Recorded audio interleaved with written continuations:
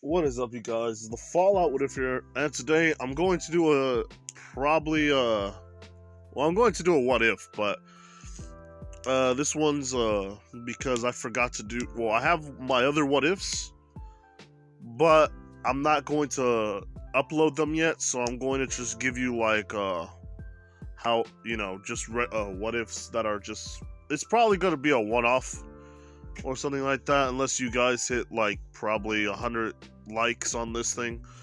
But how this would happen, or how this is going to be, what if Deku had Kurama? Now, how this is gonna work? Well, Kurama, after giving up his soul, got reincarnated, or he became he became alive again, but Hagoromo decides to put him inside of a body once more because Kurama didn't like this whole not doing anything and stuff. He was just chilling, but at the same time, he just decided just to become alive again. Hagoromo says that his time will come in in his old world soon enough, but because of that, they decide to put his body somewhere else. Kurama said, "Why are you sending me here, old man? This place doesn't seem to have that much chakra inside of them." And here's my spin-off to how people get quirks. In this world, people have quirks, people have all that stuff, but at the same time, they kind of use that chakra energy, the chakra itself, and they put it inside their blood, which makes the Kekkei Genkai and all that stuff. So that means that technically, if somebody had perfect control, they could possibly be able to use ninjutsu, but only when they do that. Not a lot of people know about it, but he's not trying to make another world. He's just sending him to another world just to see, have other outside perspectives. But Kurama decides to go along with this. Fast forward to present day Izuku, whose whole life was pretty much, terrible from the start. I mean, he gets bullied. Not only that, people are not liking him and all that stuff. So Deku is just more recluse than usual. Now, Deku, for some reason, one day he gets knocked out. His body is just, his body is feeling this weird sensation. And after that, it's feeling this heavy amount of pressure coming around his soul. And it's like it's moving it, and it's making way for something else. Deku is trying to control it, or something within his mind, but then it just pops into his head. Right now, he's in his mindscape, and Kurama just decides to be in there and talk to him. And by all means, Deku thinks he's just having some weird dream. And Kurama tells him that this is the new brat that I'm going to be helping out. Alright. I'll make do with you. And Deku is just, Deku is not okay with this, saying that this is his dream, he can't be there, and to leave him alone. And this is when Kurama chuckles, saying, "You're kind of just like him in a way." And Deku says, "Like who?" This is when he tells him a bit about his life. Kurama explains in detail about what happened to him, who he truly is, and why does he remind him of a brat. His name is Naruto Uzumaki. He has blonde hair and blue eyes. Deku kind of flinches a bit when he says blonde hair. But then at the same time, he has blue eyes, so That can't be Bakugo. And this is when Kurama just says, no. I am not whoever that blonde punk is. Even though my blonde container was a punk at times, he turned into a fine young man. He became Hokage. And this is when he says Hokage. What is that? And this is when Kurama is looking into his mind saying, oh, Hokage is pretty much just the same term as president or a leader. But he's, judging by all the stuff that I see in your head, he is not worth mentioning to be, the leaders in your place are not as honorable as the other ones. They seem to be corrupted in a way. Just like, he kind of just stops telling him a lot of this stuff and just says, I'm going to be inside of your mind. If you need my help, I will help you out. And this is when Deku just says, okay. And Kurama just says, alright then, now get out of here. I need my rest. And the only reason why he's saying that is because it technically took a lot of energy out of him, because he had to go from one body and now to another, and it kind of, made him tired. Going now into the real world, Deku wakes up from this quote-unquote horrific nightmare. And Deku is upset because he doesn't know what happened. Or he knows what happens, but it feels so much like just a nightmare. But a week goes by with him getting bullied. Deku tells Bakugo that he's not going to take his bullying anymore because he's seen weird stuff before. He's already seen weird stuff. And Deku woke up probably 5 hours after the talk with Kurama, because he technically processed Kurama's mind a bit, and he has so much, I'm talking about so much history that he's just seen. He's seen freaking people known as Otsutsuki. He sees a freaking he sees a girl with like kids and all that stuff. He even sees a swing, and he sees the swing more than he sees other people. It's like, what is wrong? What is with the swing? And basically, he's now just telling himself that if he's going to be strong, and if he wants to be the #1 hero, he's gonna have to, push himself. Now, he does push himself to the limits and starts training a bit, but he's basically just as strong as what Izuku 2 months into training at Deguba Beach, so he's not strong at all. He tries to fight Bakugo, but Bakugo beats down on him, telling him that he's a freaking pathetic person, telling him that he shouldn't have chose to fight him. And Deku here grabs a stick and slaps him with it. And this is when he bonks him on the head. In this one, he learns kendo training.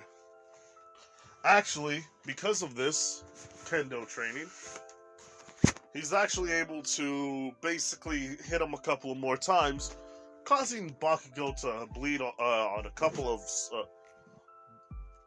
sorry about that. He's able to make Bakugo bleed on a couple of hits, and most times than not, just bruise him. And this is when Bakugo uses explosions, telling him, since when did you become all high and mighty, Izuku? Punching him, and after that, just exploding him in the face with it. Punch after punch after punch. Deku's trying to slap him with the freaking sword, but this is when Bakugo grabs his arm and just starts burning it with explosions. This is when Kurama is there just telling him, why aren't you using me? This is when Deku says, the fox guy? Kurama. My name is Kurama. Or Kurama. And this is when he says, alright, Wait, you're real?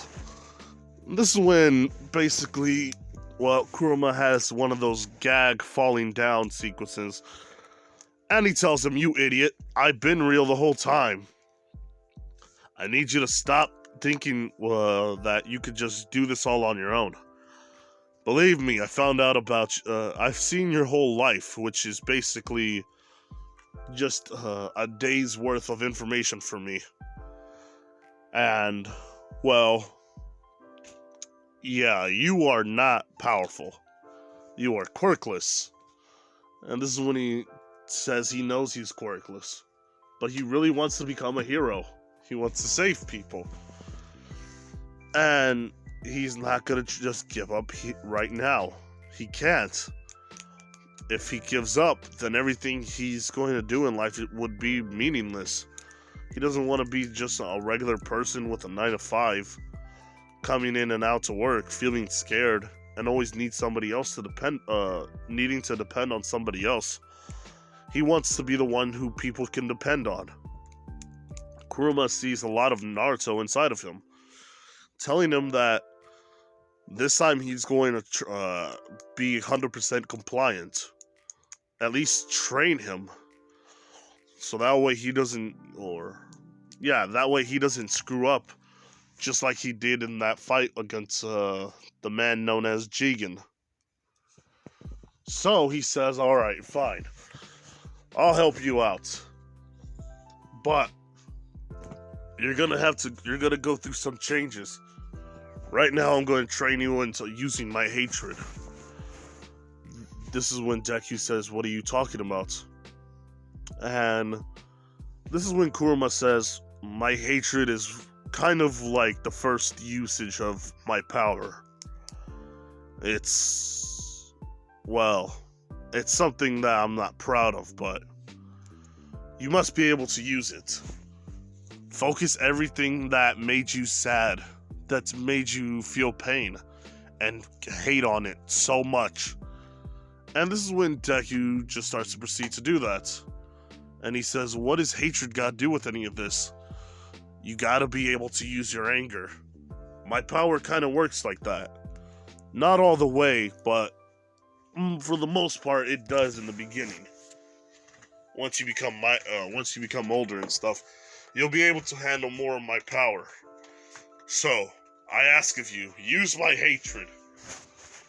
This is when Kurama starts remembering his past, and remembers everything that he hated. And the one thing that triggers his mind, more than usual, is Madara Uchiha.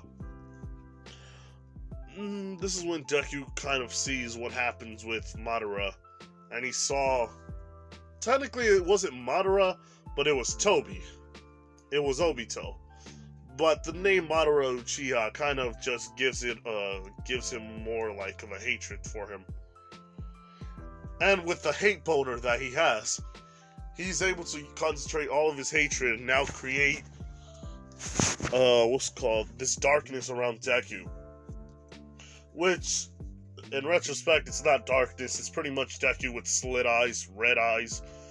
And technically he kind of loses his freckles, and instead of freckles, he gets whisker marks.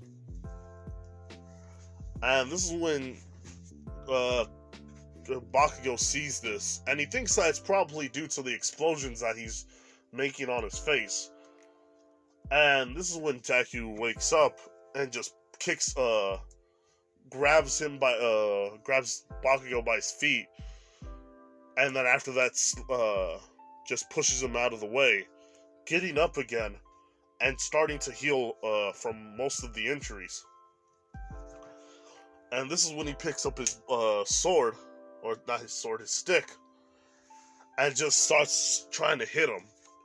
But this is when he's just realizing how dumb it is to just grab this stick and not use his bare fist. So he pretty much just starts using his hands, and he notices that he has claws, telling himself that since when was I able to use my claws? Sorry about that. Had to drink some water, but This is when Kurama says, those aren't your claws.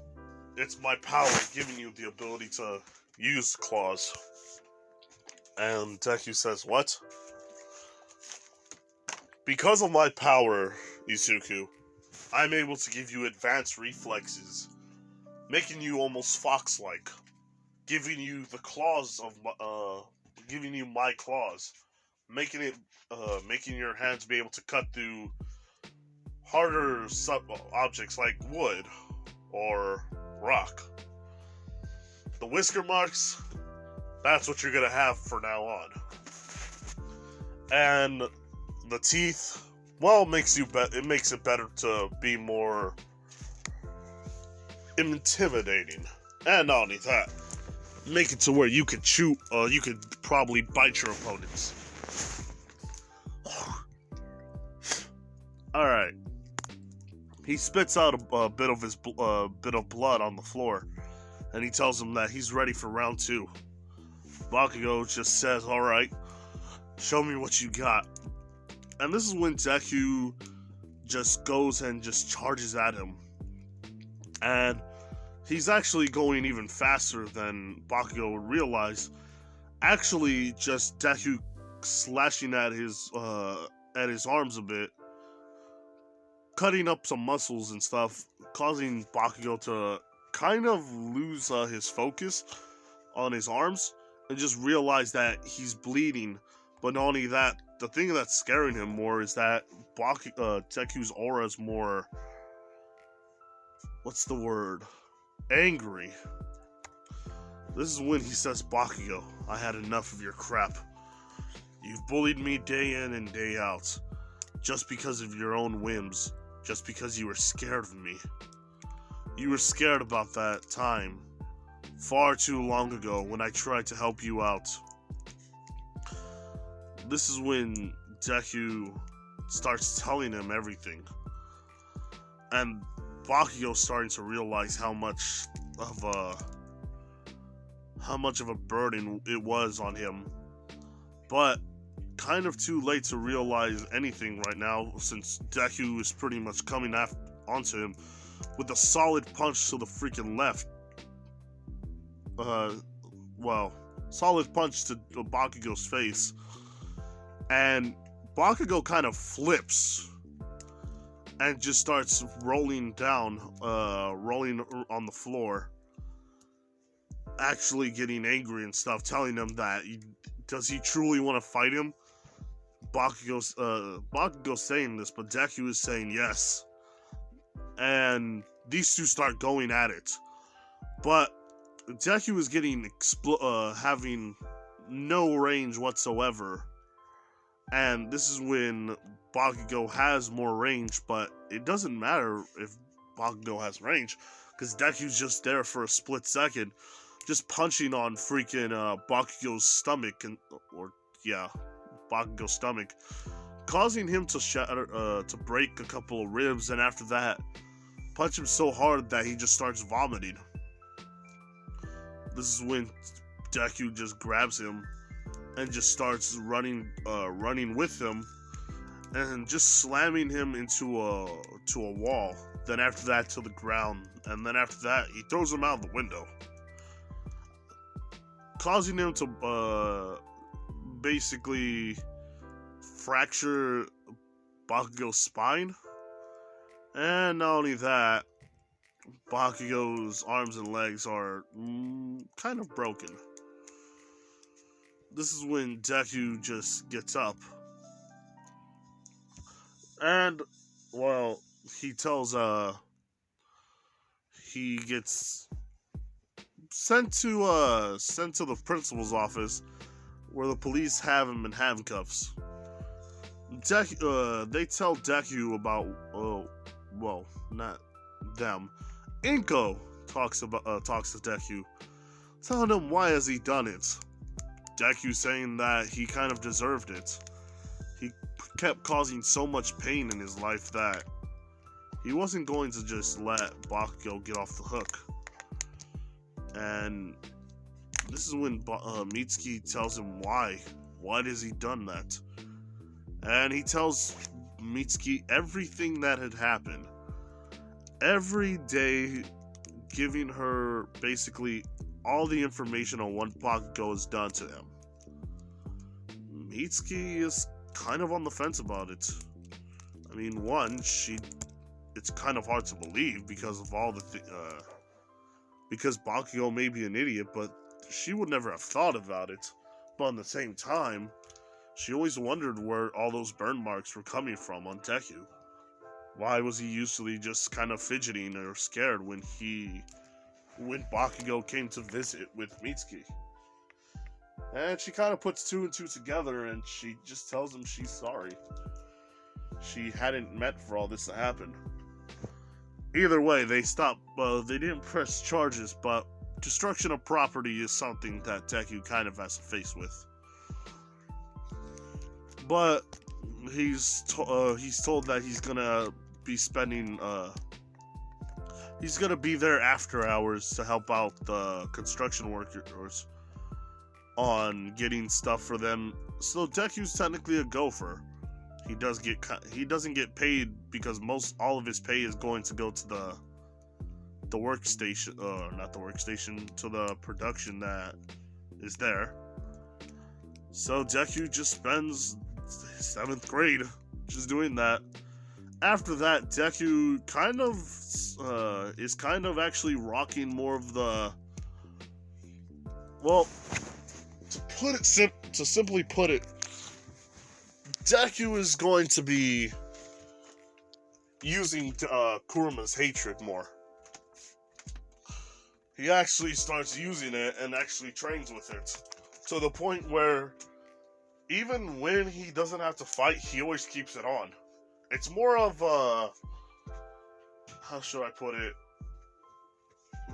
I don't know how to put it simply, but Deku is using his hatred kind of like the same way Goku used Super Saiyan 1 and stayed like that for a very long time, just so that way he could get so used to the power that it becomes second nature. And to this, Deku technically has benefits. When he didn't have it on, he actually realized that he can jump more higher, at least 3 feet higher than he did beforehand. And not only that, he could punch a boxing. Let's say his first punch was, if he punched something, it was 500 PCI. Or he could punch something and it's like 500 even. With Kurama's chakra, it's 850. If anybody's ever used a punching bag or one of those machines, you guys know what I'm talking about then. But Deku is actually, well, he's actually fun to be around now with the girls, because they see this new look on him. He's actually more assertive, but he does get kind of told not to go to UA, because that would be kind of like, that would damage the reputation of UA by students and staff. Deku tells them that he's not gonna listen to them, because he truly wants to be a hero, but he's not going to let anybody try to beat him down now. He's not going to let anybody's words affect him. And not only that, if anybody ever wants to fight him, he'll do the same to them as he done to Bakugo. Deku is now in, technically it's the last day of training for Deku. Or not last day of training. It's the last day of school. And they said that Bakugo is going to be there. And this is when Bakugo is back at school. But usually he's just there so angry at Deku. Because he's trying so hard to get stronger, but he can't. And this is when Deku just looks at him and says, "What? You scared?" And and Bakugo looks at him and just says, I'm gonna get so stronger than you. And after that, I'm going to beat you down so much. It's gonna be 10 times worse than what you done to me that last year. Deku says, whatever. And he's actually just off.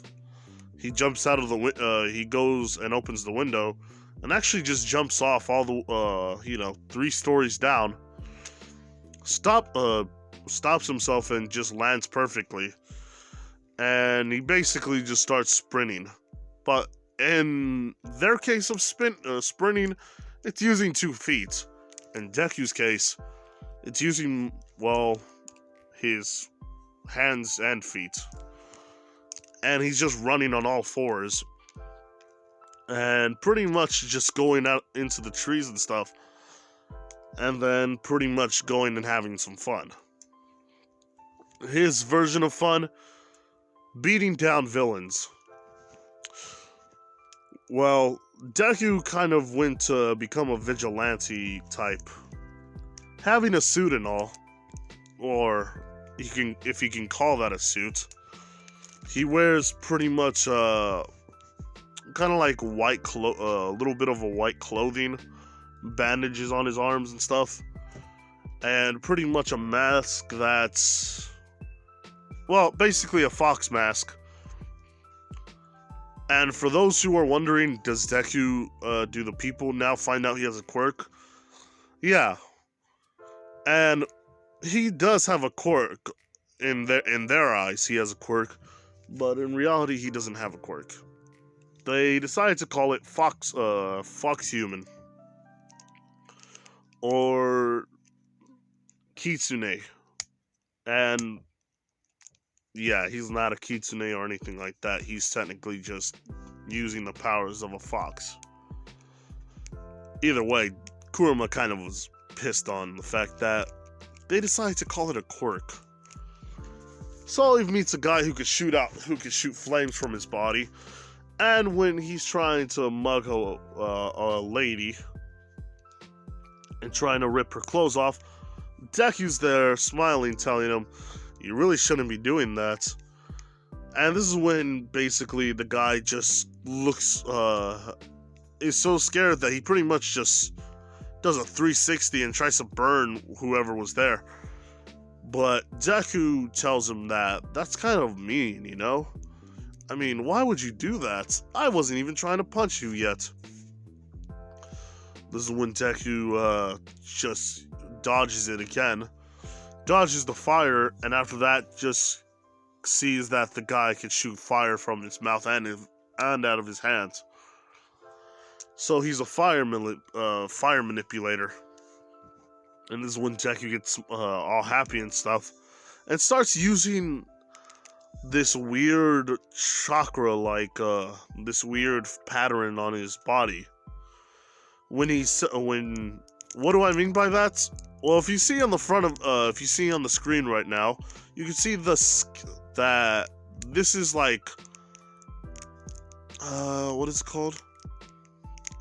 The aura around him. I don't know how to explain it, but he uses one tail, and his body is kind of covered in that weird chakra, that weird aura. Pretty much anything that's hitting Deku is not really hitting him.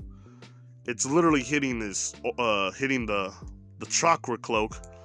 And this is when Deku just starts slicing up the guy's body, giving him a few good cuts, and then after that kicks him in the face, causing him to drop the purse, or not drop the purse, causing him to be knocked out, and telling the old lady, not the old lady, the woman, yeah, you gotta call the police. And for now, at least, until I'm done with going to work and then coming back here, that's how it's gonna be. Deku's just gonna do a little bit of vigilantism until he meets All Might. Now, comment down below whether you think Deku should be, well, kind of a villain, Not a villain. Yeah, I guess, like, a vigilante?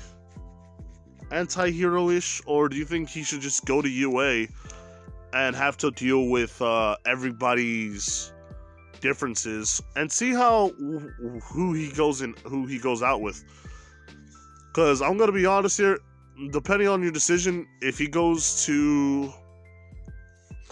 becomes an anti-hero villainous type, yeah, he's going to be different. It's gonna be a different woman and different outcome. But if he becomes a hero and has to go through a lot of prejudice because he looks evil, then there's another thing. There's like there's a different, entirely different woman for him, and yeah, he gets to be a hero and go through some of the similar stuff. But for now, all I gotta say is this: like, comment, and subscribe to the channel here, people. This has been the Fallout. What if you're here? Bye.